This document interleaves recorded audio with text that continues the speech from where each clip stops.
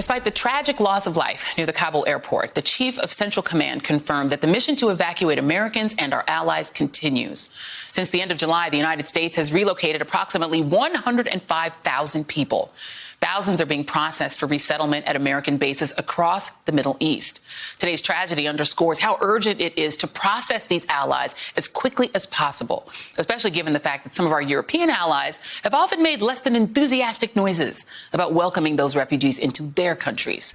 To that point, nearly 70 congressional Democrats are urging President Biden to increase the U.S. refugee admissions cap to no fewer than 200,000. And joining me now is one of those members, New York Congresswoman Alexandria Ocasio-Cortez.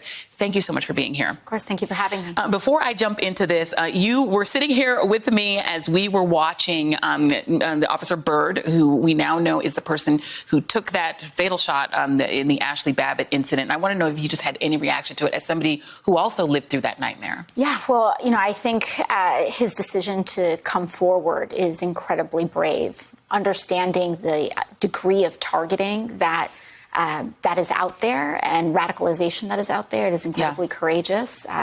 And frankly, one of the things that we see, too, is that this idea that to even challenge the fact that his life and that everyone there's life was in danger it is ludicrous. And it plays into, frankly, this very extreme Republican radicalization that what happened on the 6th was not serious. And to go so far as to call that a tourist event.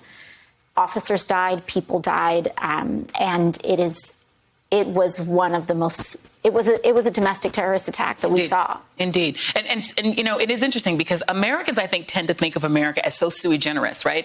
Terrorism happens all over the world. It happened here on January 6th. We're seeing in Afghanistan right now, a terrorist attack today that killed 13 of our troops, Marines, and a member of the Navy. But we're also still trying to get as many people out as possible. Yes. Talk about raising the cap. How can it be done? Why should it be done? Yeah, well, to speak to today's attack, what happened is just an absolute and utter travesty. And these Marines that have passed away, 13 now, and as well as 60 Afghans that died in these explosions. This is the human cost of war. And this is what makes war immoral. And when it comes to the devastation that we have seen in Afghanistan, the United States plays a role. We have a responsibility. And in order to carry out and in order to make good on the role that we have played in this violence, we have a responsibility to make a home for the people whose lives have been upended by interventionist U.S. foreign policy. Yeah. And so as a result, I'm proud to have co-led a letter with Representative Barbara Lee to ask and urge the Biden administration to, as they set their refugee quotas, to make it no less than 200,000 in the upcoming year. Absolutely. We've heard that it could be, 200,000 or 300,000 people that helped us over, the course of 20 long years that we were there. I want to show you the ceiling.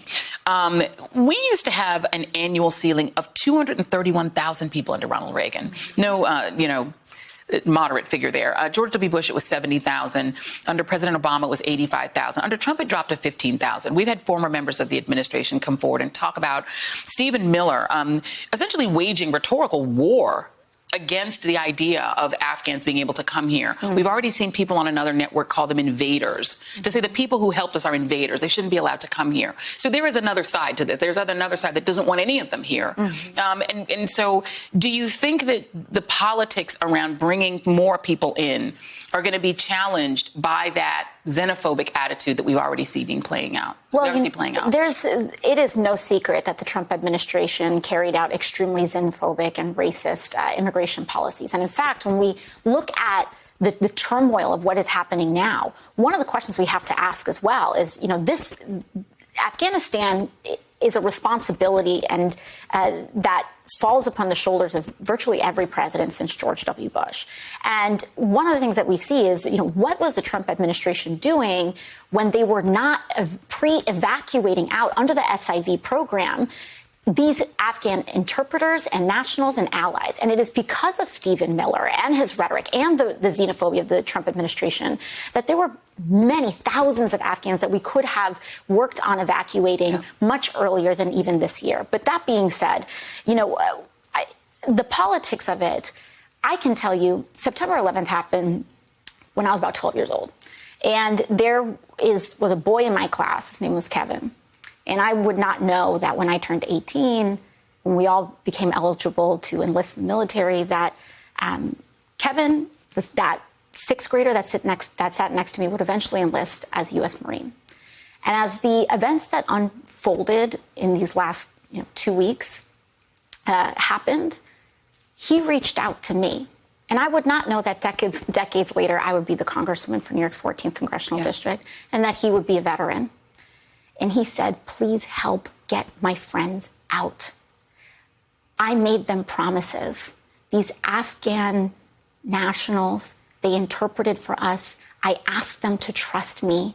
Please help us get them out. And if we can, get them here. Yeah. And so this should transcend politics. There are veterans across this country that serve valiantly, and they want to make sure that the words that they gave and the promises that they offered, at the very least, can be held and kept if our overall quagmire of what we have done over the last 20 years in Afghanistan raises questions about the efficacy or what we were even doing there. Let's at least help them keep their personal promises.